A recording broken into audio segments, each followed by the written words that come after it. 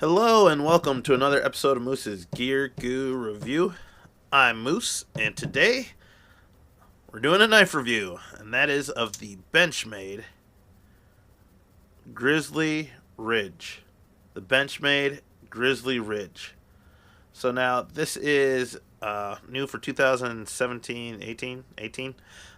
It just came out, and there's a lot of buzz around it. A lot of people are really interested in this blade, and I'm glad I got my hands on it, and I'm glad I'm able to bring you this review. Now, that being said, this is more or less an identical design to the Benchmade Grizzly Creek, which came out, I believe, 2 years earlier, and it had the diamond wood handle scales, but it also had a gut hook in it. And so I don't have one to compare it to, but if you look at the blade profile, is exactly the same blade, and then the overall ergonomics, and even the champering and the cutouts for the handle and the ergos are more or less exactly the same. So just make that note. Now, materials are different, and we'll get into that. But the overall specs with this bad boy is the overall length is 7.84 inches. The blade length is 3.5 inches. The blade width, as far as this dimension going this way, is about a 1 inch. The blade thickness is 0.12 inches. The handle length is 4.34 inches. The handle width is 1.125 inches thick. And that's a really cool angle there. You can see those barrel spacers that are crumbed out, but we'll get back to that. And then the handle, the handle width is this way.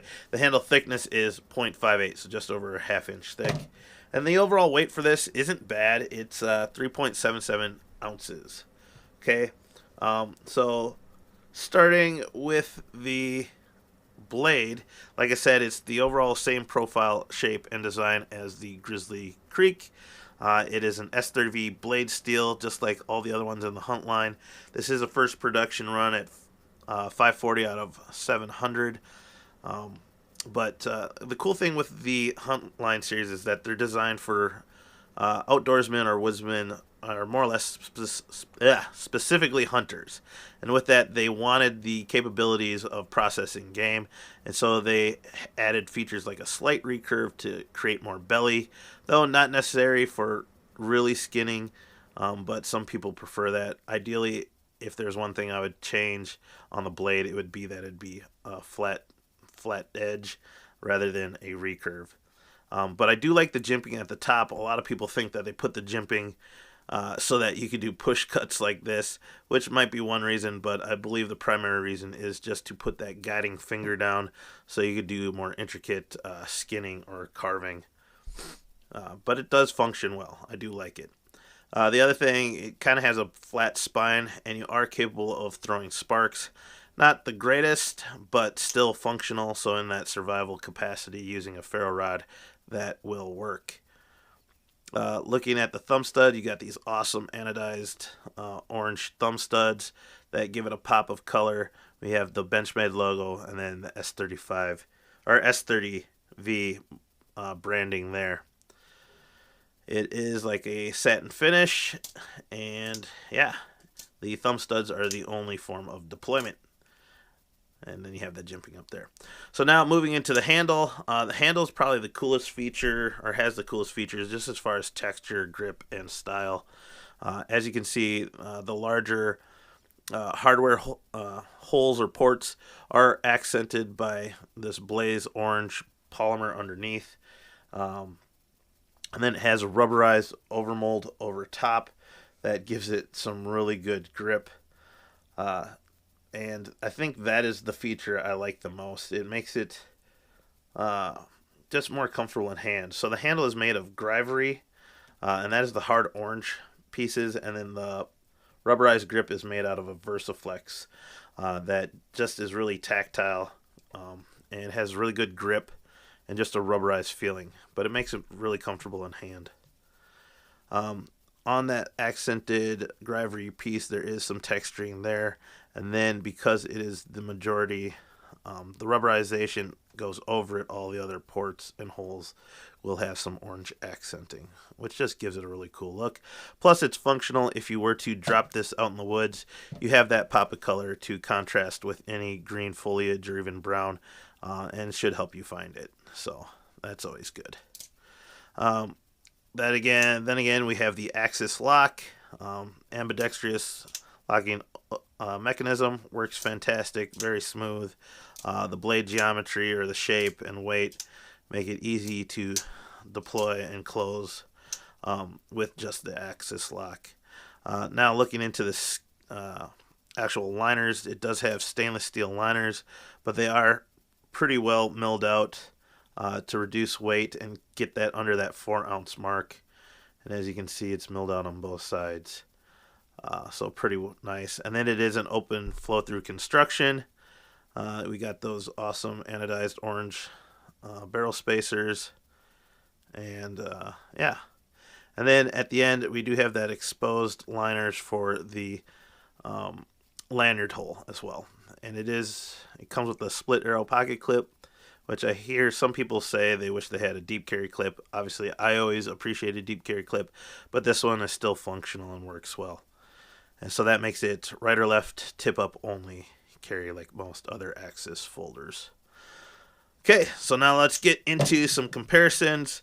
First off, I'm going to just compare it with the other Hunt Series knives I have. I used to have the Crooked River, but it was a little too big, so I got rid of it.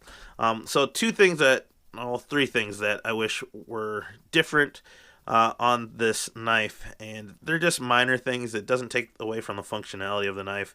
The knife functions excellent. A lot of people really like this knife, and I do as well. One would be take out the recurve on the blade. It's really not necessary for skinning game. I work at a butcher shop. We process deer. We don't have any recurves on any of our skinning knives, and we skin 30 or 40 deer a day during the deer season. So yeah, you don't really need that. The other thing is the one thing that it isn't necessary, but I just kind of liked how it tied all the Hunt series together, is that they had this kind of chunked out ridge on the back. Okay, you can see it here in the North Fork and in the Nestucca.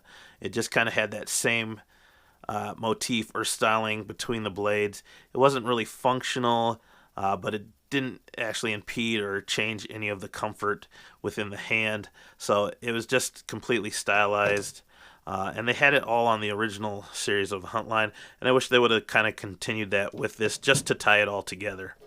The other thing is I do wish that they would include or offer diamond wood handles for this, which they probably will in the future. If not, I could probably take a Grizzly Creek, take the handle skills off, and put them on this, though the one would have a spot for the gut hook.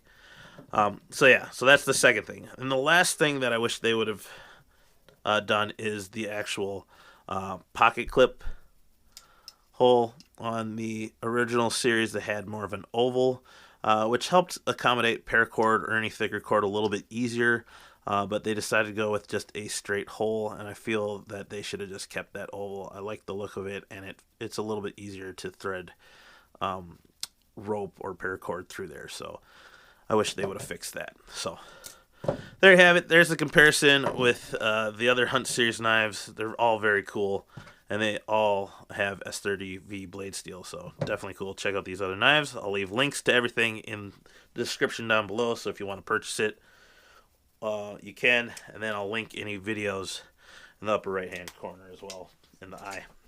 So now, quick comparison to other similar-sized knives. We have the Benchmade Griptilian. And I guess we'll just put the points at the top there. Okay, I have the Kershaw Blur Tonto and BDZ1. I have the Spyderco Stretch, and I have the Bird Raven 2.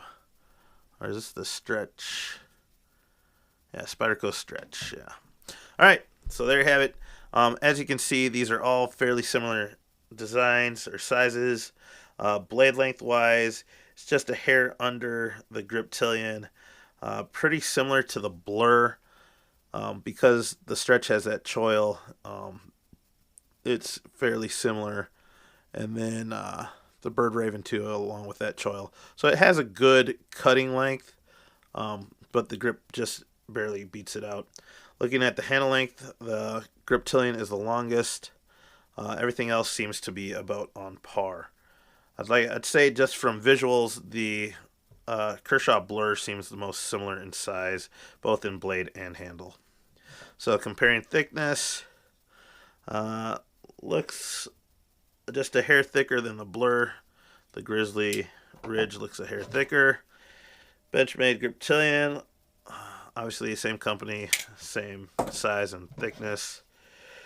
The Spyderco Stretch looks to be just a bit thinner, and as well in handle as well. So cool knife.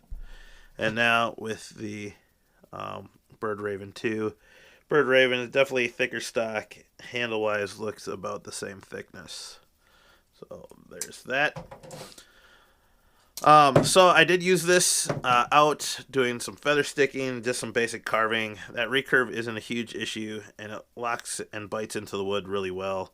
The grip worked great with my hands in the cold. Yeah, the only issue is too with this rubberized grip, it does stay in pocket a little bit longer or tighter than you want, so it kind of sticks to pocket. So if you're looking for something that you can quickly draw out of your pocket, this might not be the one, just because it hangs up on that rubber, and it's you have to really kind of pull it out. But if you're worried about your knife slipping out and getting lost, then you might want this knife, because it's not going to slip out or get lost. So just keep that in mind. Last but not least, we have the ugly brown glove test. Right off the bat, in hand, you just instantly feel that rubberized grip. The cloth glove just locks into everything. Even the jimping on top just locks in that clumsy cloth glove. Feels good, full grip. As far as the deployment, I can access the lock. Those thumb studs work well. So yeah, works really well. Reverse grip, good. Doing like a chest lever grip, you have a little bit of curve, and that usually never works that great in chest lever grips or holding it sideways here. But it's fairly straight, so it works okay. So definitely passes. Definitely one of the more grippier gloves. Definitely not going to slip out. Yeah, I'd say this works really well. I say it passes with like 98%. One of the best ugly brown glove reviews ever. So totally recommend it in that capacity. Overall use, you're going to want to use it as an outdoors knife. If you're hunting, you don't want to bring a full fixed blade, this will work great for skinning an animal and just regular outdoor wilderness carry.